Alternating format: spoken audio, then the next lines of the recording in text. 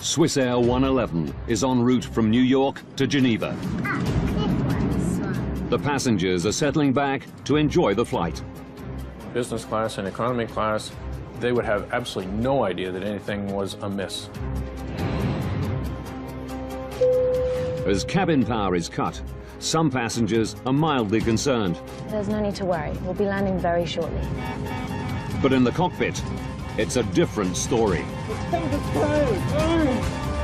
I could hear a master warning tone, and I had no idea of what that meant. The pilot's attempts to control the jumbo are failing.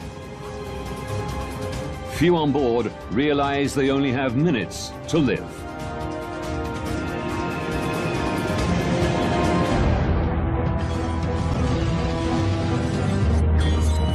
Disasters don't just happen. They're triggered by a chain of critical events. Unlock the clues and count down those final seconds from disaster.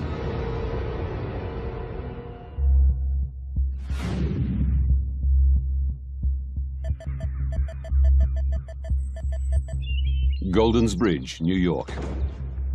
4:46 p.m. Father of three, Ray Romano, is leaving on a business trip to Europe.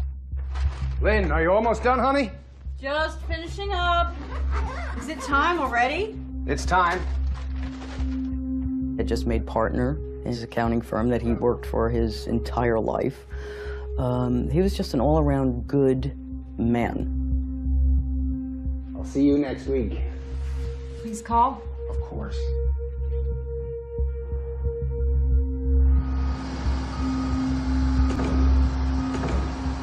(7:45 p.m. Eastern Daylight Time. New York's JFK Airport. 215 passengers board Swissair Flight 111, bound for Geneva, Switzerland. Ray Romano is in row 9, near the front of the plane. Does he have a ticket? No. No? Is he going to sit with you? Yes. Oh, that's okay then.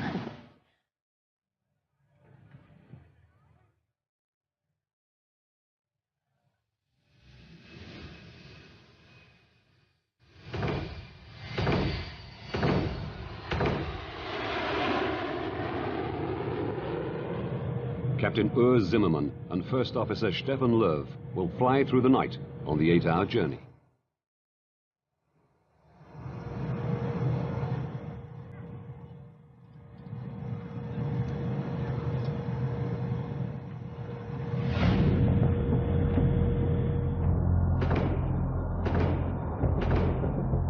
"52 minutes into the flight, Swissair 111 is cruising at 33,000 feet above the coast of Nova Scotia, Canada.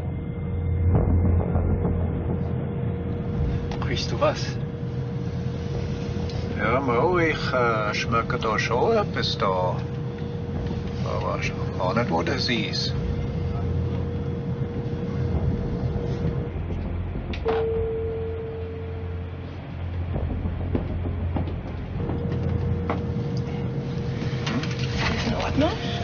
Schmeckt dir etwas in der Kabine dahinter? Ich kann hier drin riecht es etwas komisch, aber draußen in der Kabine gar nicht, nein. Nicht, gar nicht? Nein, gar nicht. It's air conditioning, huh? Yeah.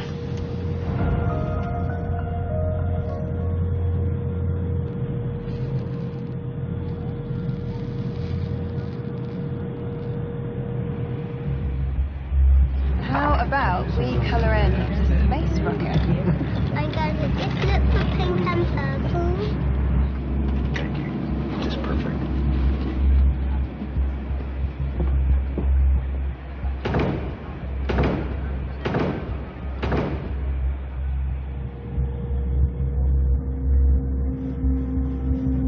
Irgendwelche Pläne für zu Hause? Wir können mal segeln an Zürichsee. Ah, super.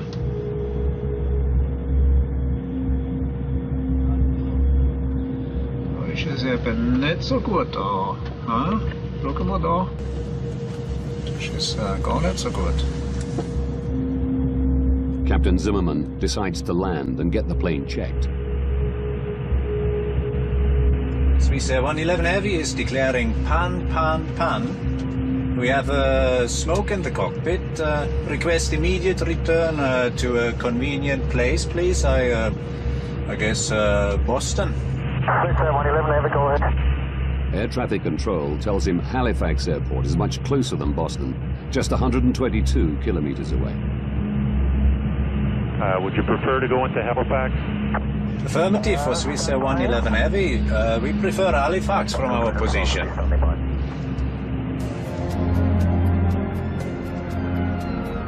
The airport prepares for an emergency landing.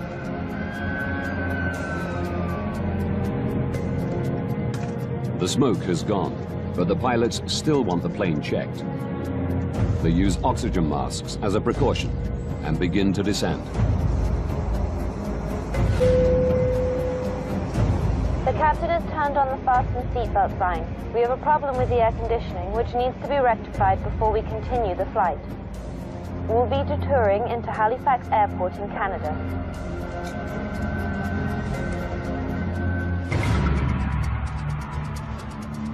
Moncton Air Traffic Control Center, New Brunswick.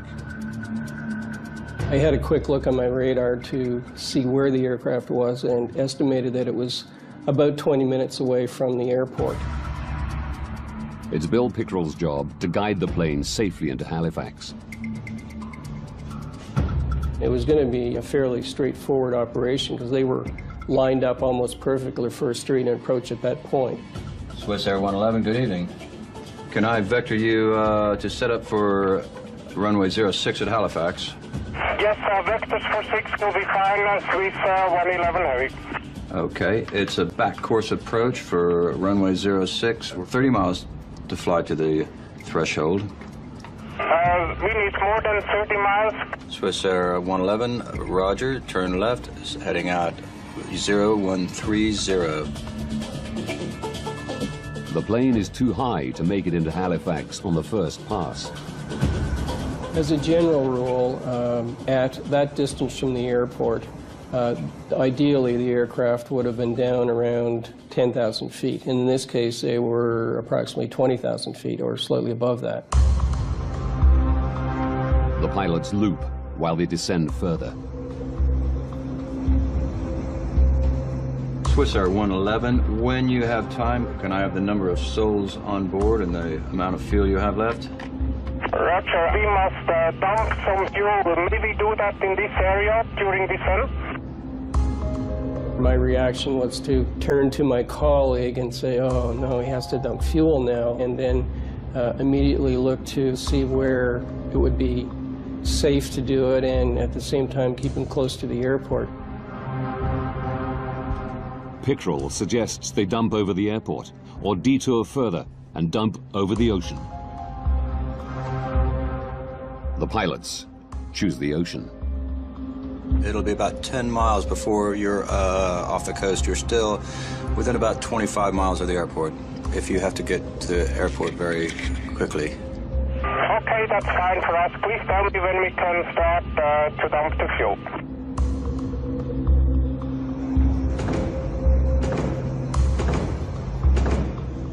The captain starts Swissair's procedure for dealing with smoke of unknown origin. Captain, bus switch selected, confirm? He cuts unnecessary power to the cabin.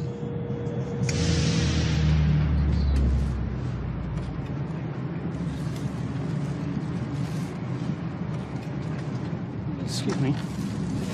Should we be concerned at this point? There's no electricity and the aircon's gone. No, the captain has assured us there's no need for concern.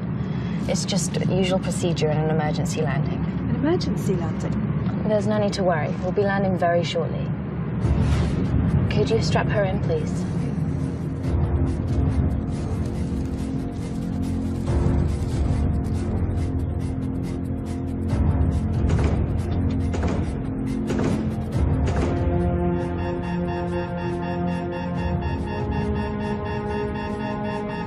Wir haben den Autopilot verloren. Der Autopilot ist weg. Gott, Stefan. Wir haben ein Feuer. Ruf einen Notfall aus. And we are declaring emergency now, Swissair 111. Copy that. Oh my God. The aircraft is at least 6 minutes from the airport. In the background, I could hear a master warning tone to the pilots, and I had no idea of what that meant.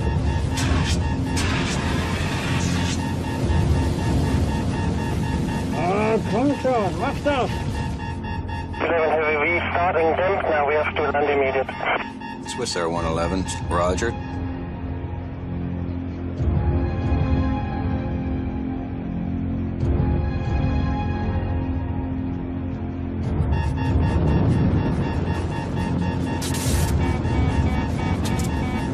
Wir haben die Hauptflugkontrollanzeige verloren.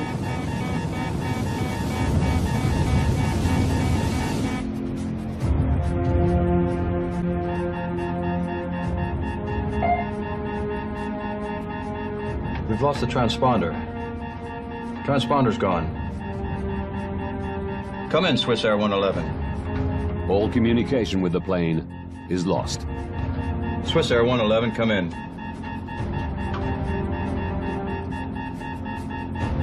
Air traffic controllers can now only follow its path on their radar. Swissair 111, come in. We noticed that the aircraft had turned away from the airport and was proceeding westbound down the coast. And that was when we realized that something had gone horribly wrong.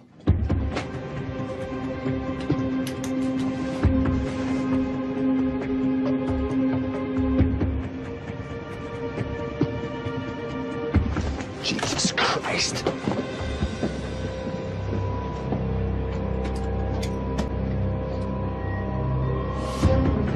Please, we have seats at the back. Go straight down. My colleagues will help you.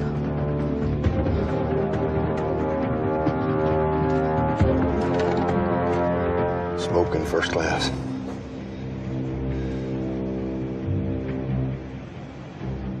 For 6 minutes, Bill Pickerel watches the plane's erratic course.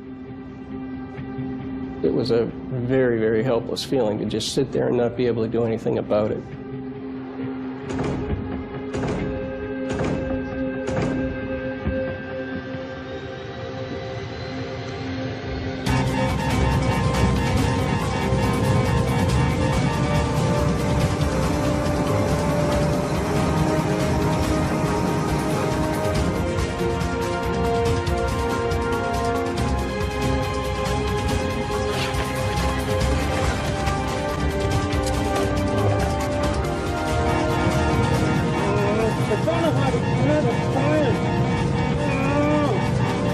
Suddenly they turned to the south, out toward the open ocean.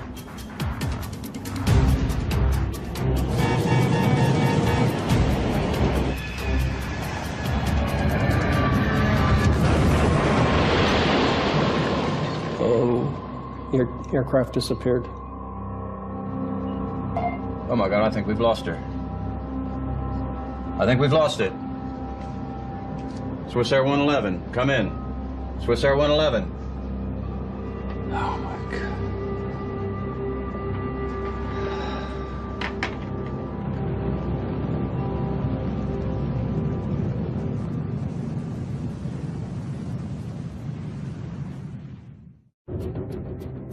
The last radar position of Swissair Flight 111 is 9 kilometers from the Canadian shore. As word spreads, local fishermen head to sea, intent on rescuing survivors.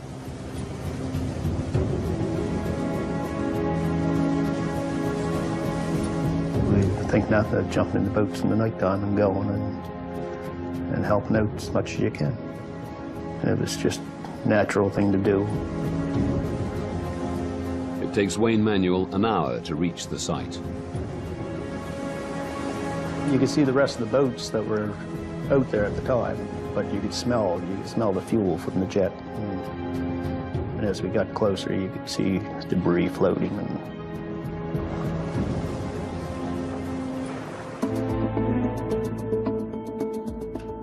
865 kilometers away, in Goldens Bridge, New York, Lynn Romano is catching some news. The pilot managed to radio there was smoke in the cockpit before the plane disappeared off radar at 1,000 feet of altitude. I saw that there was a plane crash, which always sent chills through me. And I made the sign of the cross because I wanted to, you know, pray for these people, whether they were alive or dead. No one knew then.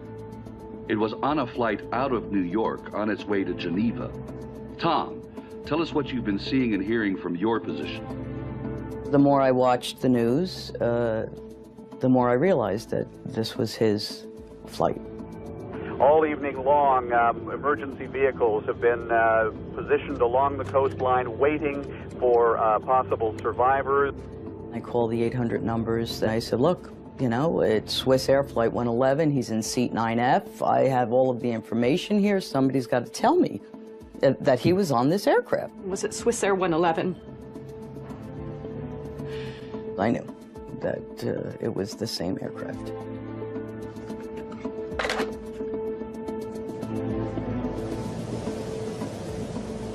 Most of what we seen floating were clothes and pieces of suitcases and shoes and I think we went past one part of the plane at one time, like probably a half a dozen windows out of the side of it. And that was the biggest thing that we seen, I believe. Wayne hoped to find survivors. You always hope, but after you got there and you seen what was floating, you knew that there was nothing left. There wouldn't be any survivors.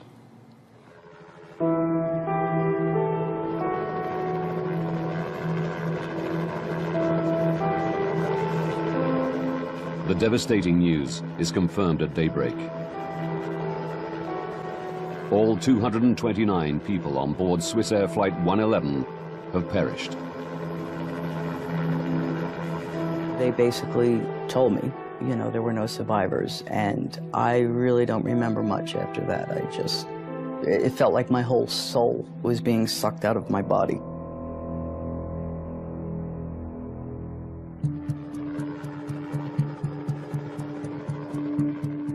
The Canadian Transportation Safety Board launched an investigation.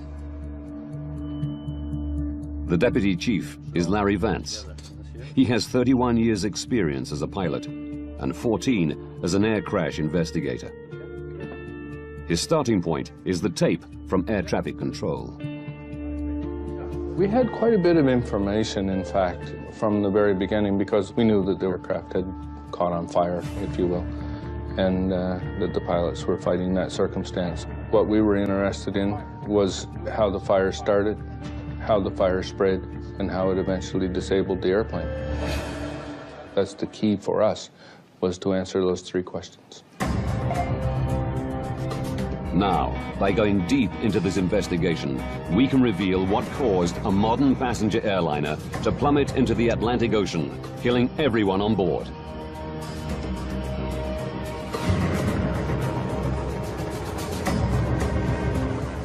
Before investigators can establish what caused the fire on Swissair 111, they must recover the wreckage. Over 20 agencies from Canada, the US, and Europe are drafted in to help. Personal effects and wreckage wash ashore along 200 kilometers of rugged coastline. You will find human remains. Can't tell you how to deal with it, just deal with it and get on with the job. Only one body is found intact.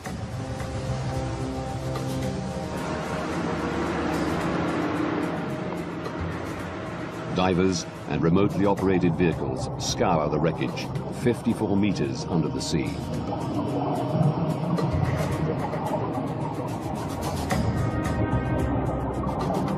It was very critical for us to try and recover the black boxes, because that's where you get a lot of the basic information about what was happening in the cockpit. So we were very anxious to get our hands on those.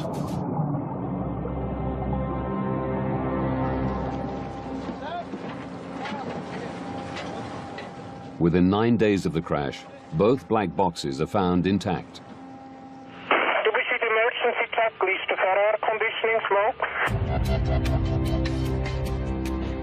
the team learn that the pilots first smelled and then saw smoke. Stefan, der Rauch ist weg. But after the smoke cleared, it returned, bringing fire with it. Swissair 111, check you're cleared to start the fuel dump.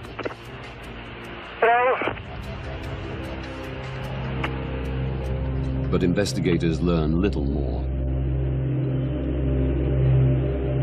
The information for the last 6 minutes on both recorders was missing, so that was a bit of a disappointment to us. We thought we were going to have the information all the way to the impact, but in fact we didn't. The black boxes don't provide any quick answers. But Vance is confident the plane's wreckage holds more clues.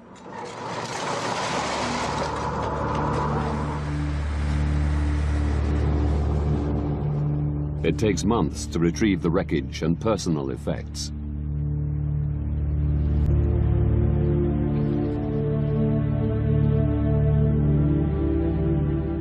Bereaved relatives are invited to come and reclaim their loved ones' possessions.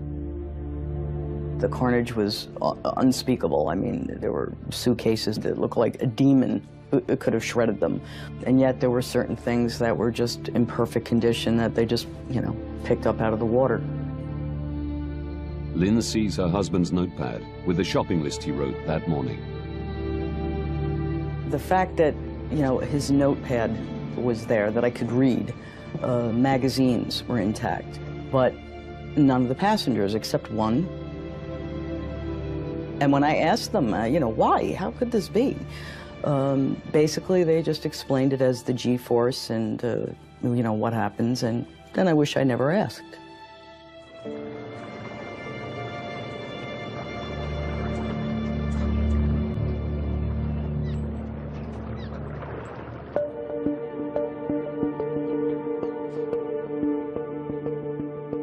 Eventually, 98% of the plane is recovered. But it's in over 2 million pieces. The difficult task of finding clues is made easier as the plane crashed not on land, but in water. It presented us with a very unique opportunity because not very many times are you going to have an event where you have a full-fledged fire in progress, extinguished all at the same time, all instantly, so it preserves that fire in that moment of time. Investigators' priority is to establish where the fire began and what initiated it. Don Enns is the Transportation Safety Board's senior technical investigator. He heads the investigation's fire group. The first bits that came up that were identified as fire damage were from the either the cockpit or the first-class galley or the first-class compartment. So we're looking at that area. Seeing that all the fire-damaged wreckage is from the front of the plane, the team decides the best way to understand what happened is to reconstruct it. Like a 5,000-piece puzzle, the wreckage is painstakingly attached to a full-size wire jig. As you put more of the stuff together, the picture became more and more clear. I can remember looking at the roof of Galley 1 in particular and seeing all the heat damage from the outside in, which is actually putting the heat source above the galley. The reconstruction shows that the fire was raging not in the galley, but out of sight, above it. In the attic space, which runs the full length of the plane. It houses electronic equipment, wiring, air conditioning components, and insulation. There were no smoke detectors in the attic, and no requirement to have them. Passengers would have absolutely no idea what was going on until the fire actually came through the ceiling, and even that would only have happened in the first-class galley, maybe in the first-class section. At the back of the airplane, business class and economy class, they would have absolutely no idea that anything was amiss. bulkhead wall divides the attic into 2 compartments, with a small tunnel for wiring to pass through. By understanding who could smell the smoke when, from the black box recordings, Draußen in der Kabine gar nicht, nein. and by looking at the fire damage on the reconstruction, the team established that the fire started in front of the bulkhead, above the cockpit ceiling, where the pilots noticed the smell almost immediately. If it had started behind that bulkhead wall, it would have done a lot more damage, more rearward into the fuselage, and the people in the back of the airplane would have smelt smoke and odor before the people in the cockpit did. Now they know where the fire started. They need to work out how it started. One of the things that we looked for, of course, was whether or not there was any criminal activity involved. Close inspection of some of the wreckage suggests there was. Very early on in the investigation, we started finding in what looked like buckshot from a shotgun shell. The little ball bearing things, they were everywhere. In the seats and the seat backs and so on. We're thinking, well, somebody's in the airplane shooting it up, you know, like what's going on here? They question whether the fire was part of a terrorist plot, where someone boarded the plane with a shotgun. Until they learn what was in the plane's cargo hold. It turns out that they were the little tips for ballpoint pens. Those little tiny roller things that they put in the end of a ballpoint pen. There were tens of thousands of those things.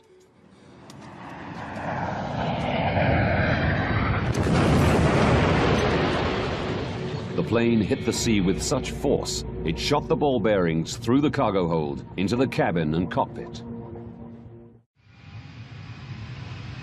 With criminality ruled out, Vance and his team must consider other possible causes of Swissair 111's fire. We know where the fire started. We knew it was up above the ceiling in the cockpit area. And then you start looking for potential ignition sources up there.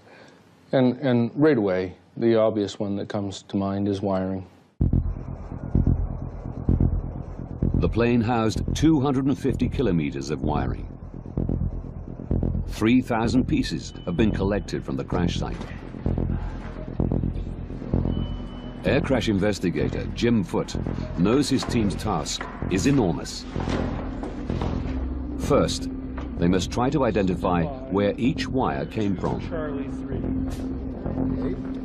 The B wires were from basically in the cockpit back to the first door. So those wires we were definitely interested in. Any wire that began with the letter B, we wanted. Now we're going to be examining every inch of this wiring. Jim's team search for damaged or missing insulation to see if they can find the wire that ignited the fire. Any wire, if you get the wire rubbing against a metal piece, then you can wear through that insulation. And if that wire is powered, then you could have an arcing event as it touches that structure.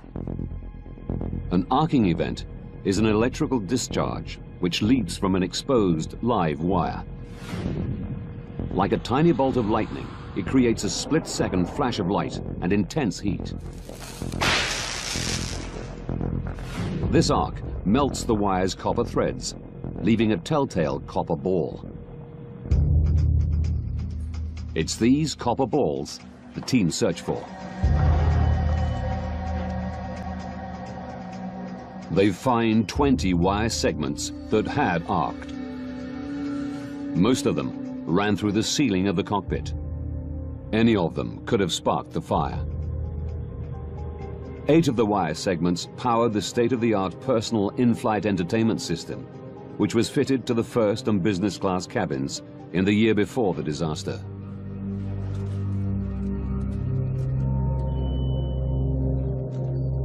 But despite extensive testing, investigators can't pinpoint which arcing event ignited the inferno. Quite disappointed with all the effort that we had put in, all the material that we had recovered, that we hadn't isolated ourselves down to the lead event arc. Analysis of the wiring comes to an end. Jim Foote is resigned to not finding the initiating arc. But as he packs up, he takes one last look at one of the arced wires from the in-flight entertainment system. He wasn't treating them quite as carefully as he had in the past, so he was opening up the ends that were all crumpled up. I started to unravel these wires.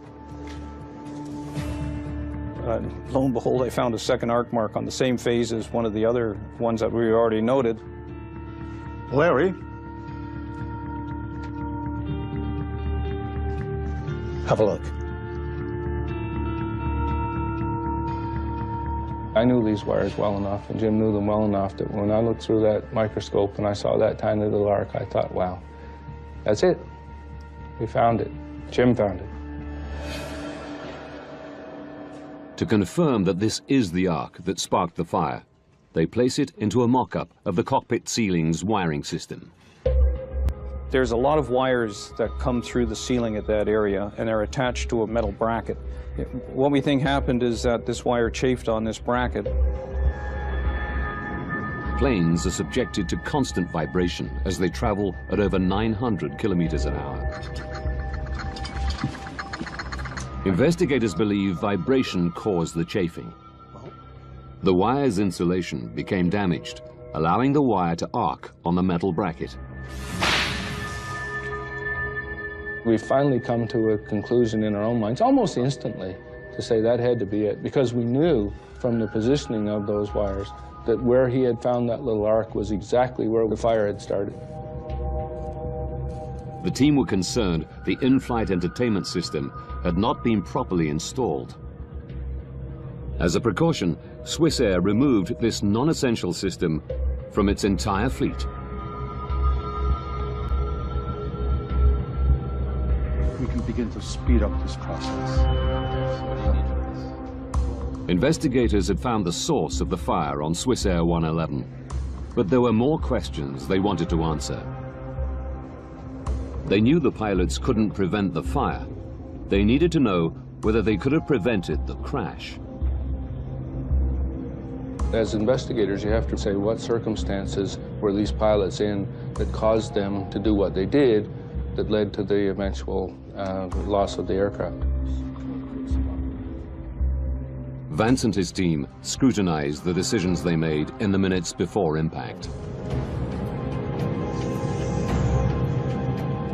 The black box recordings tell them that the cockpit filled with smoke and fire just moments after the pilots turned off excess power to the passenger cabins.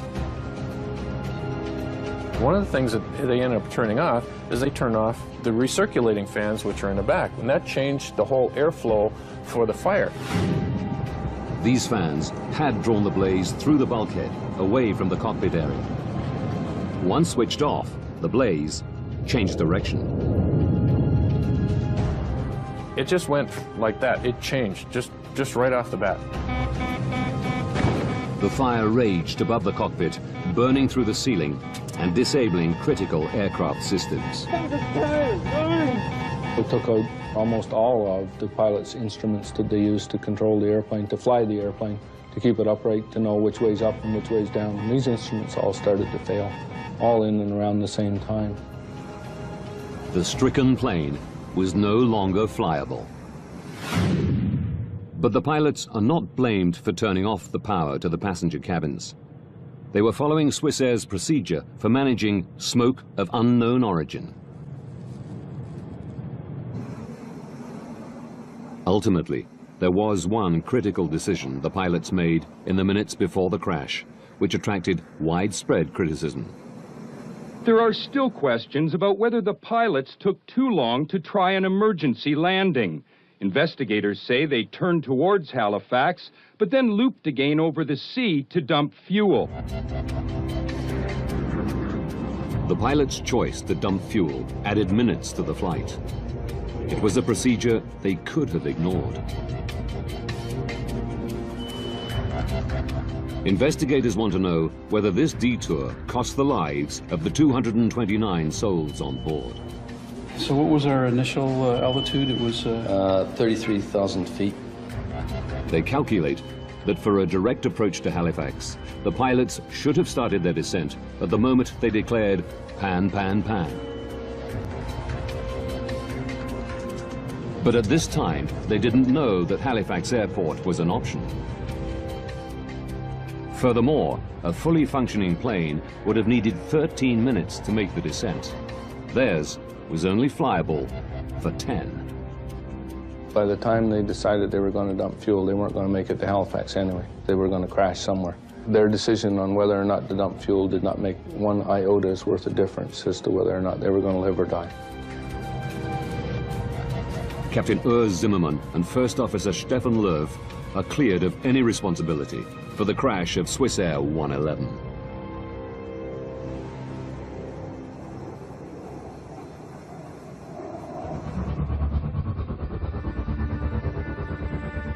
The investigation team successfully reconstructed the front of the plane, established where the fire began, and found the arc that sparked it.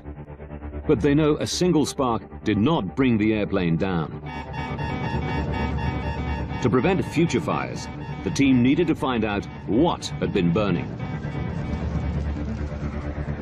The threat to the airplane, in fact, was what was fueling the fire. If you have flammable material in such abundance that is capable of burning the airplane up, that's the real threat to the airplane.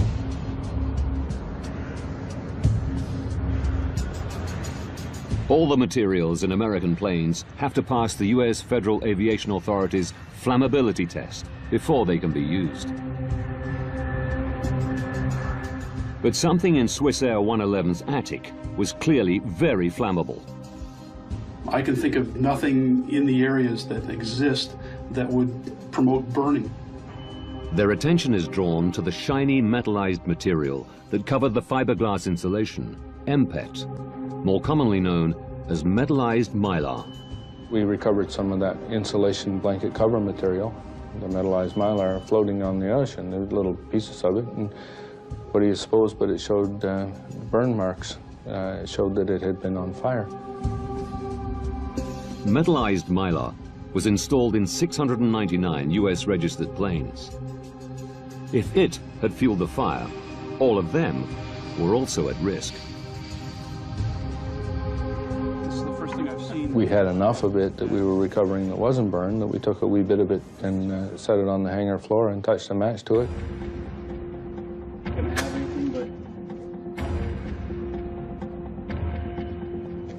Oh my God, look at that. That's incredible. And what do you know, it burned like crazy, very flammable. And we thought, man, this airplane is full of that stuff. Vance is confident that metallized mylar fueled the fire on Swissair 111. Yes. We think we've come across what might be the problem. He immediately informs the US Federal Aviation Authority. It's caught fire. They had flame-tested metallized mylar more than 10 years earlier and passed it for use. One of the things that we did was to go back and look at the history of this metallized mylar to see if there had been previous opportunities to identify that as a hazardous material. And in fact, we found several events during which metallized mylar was on fire in airplanes. As a result of these previous fires, the plane's manufacturer, McDonnell Douglas, suggested metallized mylar should be stripped from all their aircraft. 4 years before the Swissair crash, the US Federal Aviation Authority had retested metallized mylar and found it was flammable. But they didn't ban it. The fact is that none of them had caused a loss of life. Had one of these previous accidents resulted in a number of fatalities, if you had a body count, then they may well have reacted differently. The FAA now had a body count of 229. Again, they tested the metallized mylar, subjecting it to much more realistic in-flight fire conditions. It failed. The FAA gave US airlines 4 years to strip it from their planes. We know that we got results because we had blood on the water. There were a number of people did, and then people paid attention to it, and then we were able to move forward with our safety message and have it accepted. The investigation into Swissair 111 was the longest the Canadian Transportation Safety Board had ever undertaken. It took 4.5 years to complete. Using the detailed information that investigators unearthed, we can now reveal precisely what took place on Swissair 111 and what the pilots faced in the minutes before impact.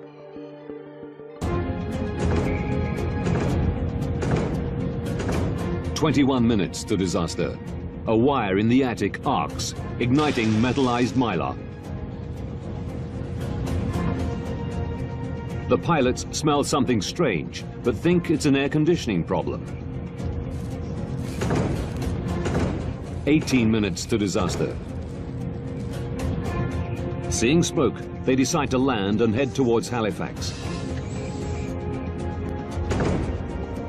16 minutes to disaster. Air conditioning fans suck the attic fire towards the back of the plane. This clears smoke from the cockpit. 11 minutes to disaster.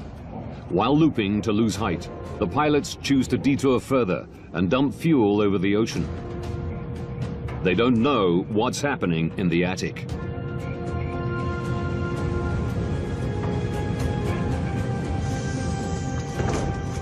Eight minutes to disaster. The captain cuts power to the cabin.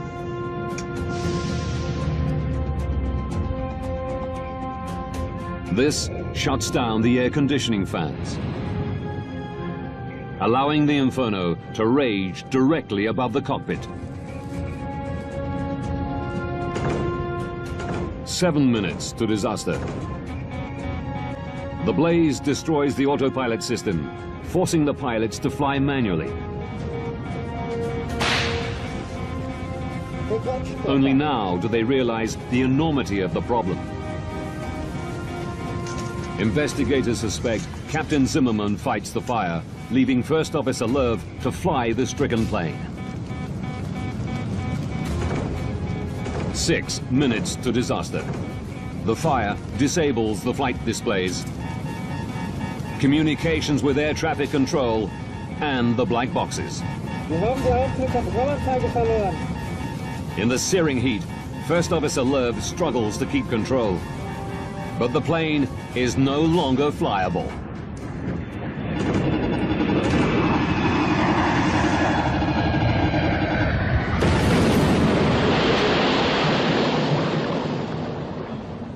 All 229 passengers and crew are dead.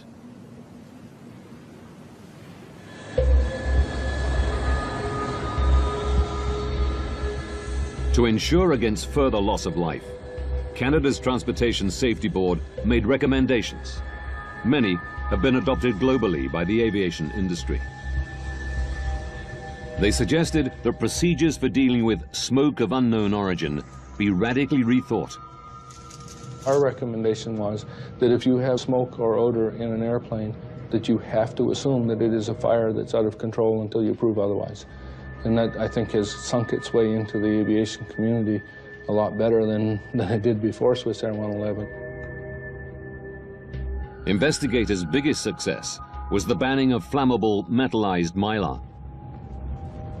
We know as a result of the Swissair 111 investigation that materials that might otherwise have been put in airplanes are no longer being put in airplanes, so a lot of good work has been done and a lot of good safety action has been taken.